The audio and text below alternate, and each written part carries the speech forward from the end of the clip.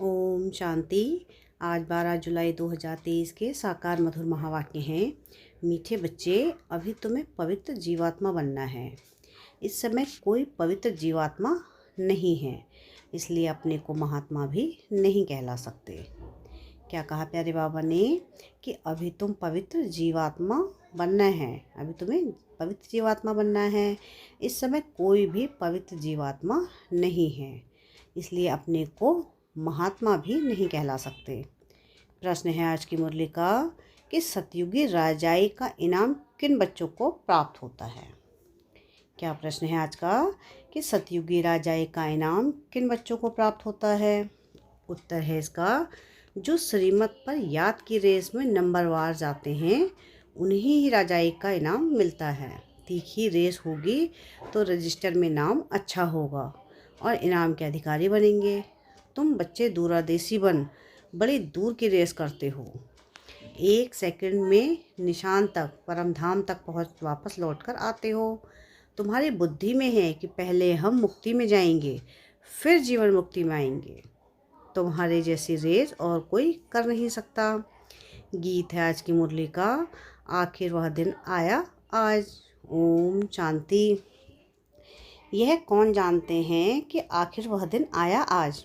बच्चे जानते हैं आखिर वह दिन आया आज, जो हम बाप के सम्मुख हुए हैं। आत्मा कहती है इस शरीर द्वारा, अभी तुम बैठे हो, जानते हो हम आत्माएं अभी परमपिता परमात्मा के सम्मुख बैठी हैं।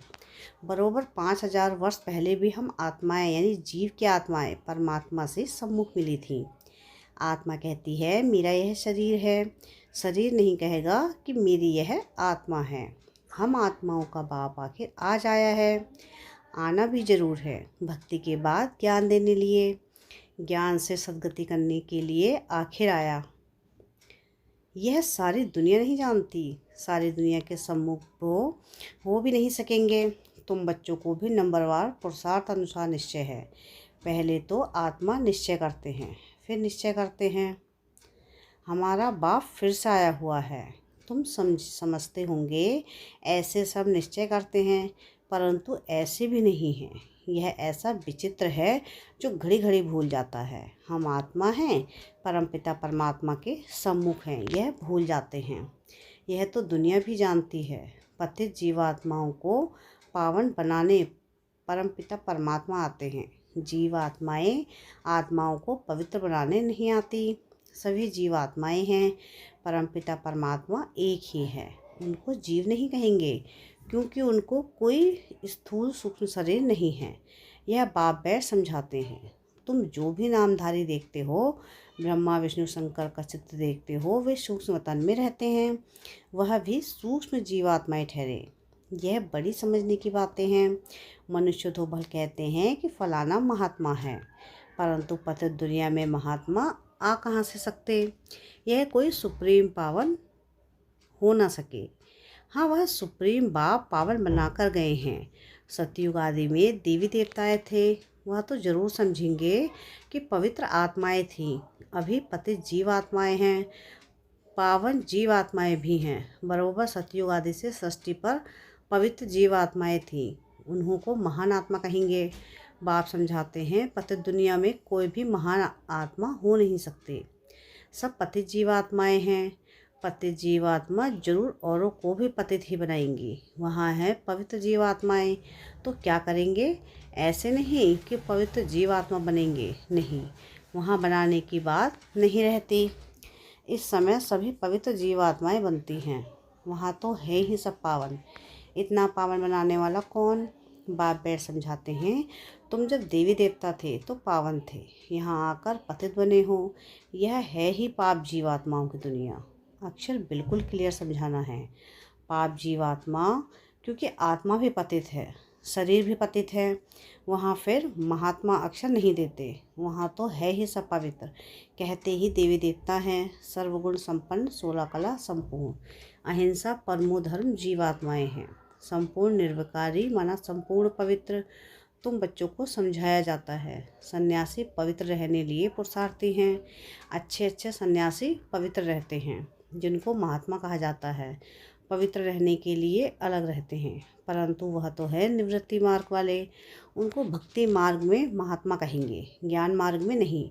ज्ञान और भक्ति दोनों अलग अलग गाए जाते हैं। आधा कल्प सतयुग त्रेता में ज्ञान की प्रारब्ध है, यहाँ फिर भक्ति की प्रारब्ध कहेंगे। यह है भक्ति मार्ग। पहले भक्ति भी अव्यभिचारी होती है, फिर अंत में तमोप्रधान व्यभिचारी भक्ति होती है। अभी व्यभिचारी भक्ति का अंत होना है, तब बाप आए हैं। बाप एक ही बार आकर ज्ञान से आधा कल्प के लिए तुम्हारी प्रारब्ध बनाते हैं। तुम नंबर 1 पुरुषार्थ करते हो। कोई तो राजा रानी बनते हैं, कोई फिर प्रजा व दासी बन जाते हैं, क्योंकि राजधानी स्थापन हो रही है। तुम अब दूरादेशी बुद्धि बनते हो। दूरादेशी बुद्धि को त्रिकालदर्शी कहा जाता है। जिन्हें तीनों कालों का ज्ञान है, उन्हें त्रिकालदर्शी कहा जाता है। तुम अब तीनों लोकों को जानते हो, मूल वतन, सूक्ष्म वतन और स्थूल वतन। 3 लोक हुए ना। तुम अब दूरादेशी बन गए हो। तुम्हारी बुद्धि आदि से अंत तक जाती है, नंबरवार पुरुषार्थ अनुसार। कोई कमज़ोर होते हैं जो रेस में पीछे रह जाते हैं। यह तो बहुत बड़ी दूरादेशी रेस है। आत्माओं की रेस कभी सुनी नहीं होगी। तुम आत्माएं जानती हो, हम स्टूडेंट हैं, हमारी ये रेस है, फलाने निशान तक पहुंचकर फिर लौटना है। तुम आत्माओं की यह बड़ी दूर की रेस है। बुद्धि जानती है हम वास्तव में वहाँ रहने वाले हैं। 1 सेकंड में हम वहाँ पहुँच जाएंगे, जीवन मुक्त बन जाएंगे। हम असुर परमधाम के निवासी हैं। यथार्थ रीति बुद्धि जानती है हम परमधाम जाएंगे फिर आएंगे। जैसे रेस में निशान तक पहुंचकर फिर लौटते हैं, हम भी बाबा के पास जाकर फिर वापस आएंगे। अब आत्माएं रेस सीख रही हैं। तुम सबको कहते हो मनमना भाव। बुद्धि का योग अपने बाप परमधाम से रखो, यहाँ तुम अशरीरी रहते हो। यह सिर्फ तुम्हारी बुद्धि में ही यथार्थ रीति है। तीनों कालों, तीनों लोकों की नॉलेज तुम्हारी बुद्धि में है। 84 जन्मों का ज्ञान और कोई में हो नहीं सकता। तुम जानते हो हमको इस छीछी दुनिया से, छीछी शरीर से मुक्त होकर जाना है। हम जा रहे हैं। बाप रोज़ यह रेस सिखलाते हैं। तुम्हारी रेस अविनाशी है। बाप को जितना जास्ती याद करेंगे उतना तुम्हारा रजिस्टर में नाम अच्छा रहेगा। कहेंगे इनकी बुद्धि की यात्रा बहुत तीखी है, याद से ही विकर्म विनाश होंगे। याद नहीं करते तो विकर्म विनाश न होने के कारण पिछाड़ी में रह जाते हैं। प्रजा व दास दासी बनना है, यह कोई प्राइज नहीं है। नर से नारायण, नारी से लक्ष्मी बनना, इसको बनाम कहा जाता है, इसको इनाम कहा जाता है। बाप राजाई का इनाम देते हैं। अगर उनकी मत पर चल दौड़ी लगाई तो कोई तो 2 कदम भी दौड़ी नहीं लगाते हैं। अगर प्रजा वाले होंगे तो बिल्कुल कम दर्जा पा लेंगे। यहाँ रहने वाले भी होंगे तो भी राजाई में बहुत कम बात पाएंगे। तुम्हारी कितनी विशाल बुद्धि हुई है। अब बेंगलोर मद्रास के बच्चे बैठे हैं, उन्हों को फिर मद्रासी भाषा में कोई बैठ समझाए। हमारी भाषा तो हिंदी है, कल पहले भी ऐसे समझाया होगा। कहेंगे भगवान सब भाषाएं क्यों नहीं जानते, परंतु ड्रामा में है नहीं। ड्रामा में होता तो मैं सब भाषाओं में भाषण करता। समझो भिन्न भिन्न भाषाओं वाले बैठे हो, तो क्या हम सब भाषाओं में बैठ बोलूँगा क्या? यह तो हो नहीं सकता। 1-2 को भी कहाँ तक सुनाएंगे, घमसान हो जाएगा। तो समझाना चाहिए। बाबा ने कल्प पहले जिस भाषा में समझाया था उसी भाषा में ही समझाते हैं, इसलिए हिंदी का जोर है। अंग्रेजी भी ज़रूर है, क्योंकि इन्हों का कनेक्शन अंग्रेज़ों से जास्ती है। रशिया, अमेरिका आदि की भाषा अपनी अपनी है। में एक ही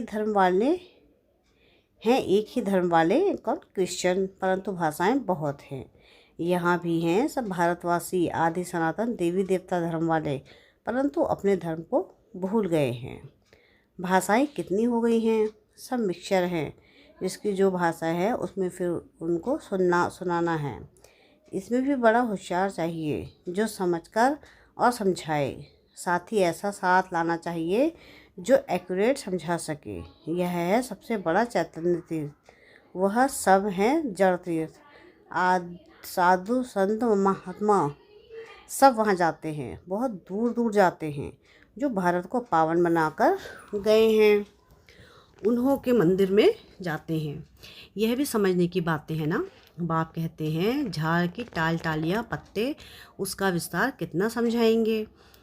तुम तो समझ गए हो, यह छोटे टाल टालियाँ हैं, टाली में भी कितने पत्ते होंगे। अतः मत पंथ, तुम्हारा थुर तो कितना बड़ा होना चाहिए, कितने पत्ते होने चाहिए। आदि सनातन देवी देवता धर्म सतयुग से लेकर चला आया है, तो हिंदू कितने होंगे, परंतु हिंदू भी नहीं रहे हैं और धर्मों में कन्वर्ट हो गए हैं। यह है कल्प वृक्ष। शुरू में आदि सनातन देवी देवता धर्म वाले थे। हिंदू कहलाने वाले भी वास्तव में हैं आदि सनातन देवी देवता धर्म के, परंतु कन्वर्ट हो गए हैं। बाप कहते हैं, मैं आकर फिर उस देवी देवता कहलाने वाले धर्म की स्थापना करता हूँ जो कन्वर्ट हो गए हैं। फिर वही फिर से आकर वर्षा लेंगे। जब देवी देवता कहलाने वाला एक भी नहीं रहता, तभी बाप आते हैं। बाप आकर समझाते हैं, तुम्हारे जड़ यादगार खड़े हैं। क्राइस्ट आते हैं तो उनके धर्म की चर्चा आदि होती नहीं। यहाँ तो अभी भी देवताओं के मंदिर आदि निशानी हैं। तुम्हारा जब राज्य होगा तो क्राइस्ट आदि का नाम निशान नहीं होगा। यहाँ तो सभी का नाम निशान है। तुम जानते हो क्राइस्ट कब आया, क्रिश्चियन धर्म कैसे स्थापन हुआ। क्राइस्ट अब किस शरीर में होगा, जरूर पतित शरीर में ही होगा।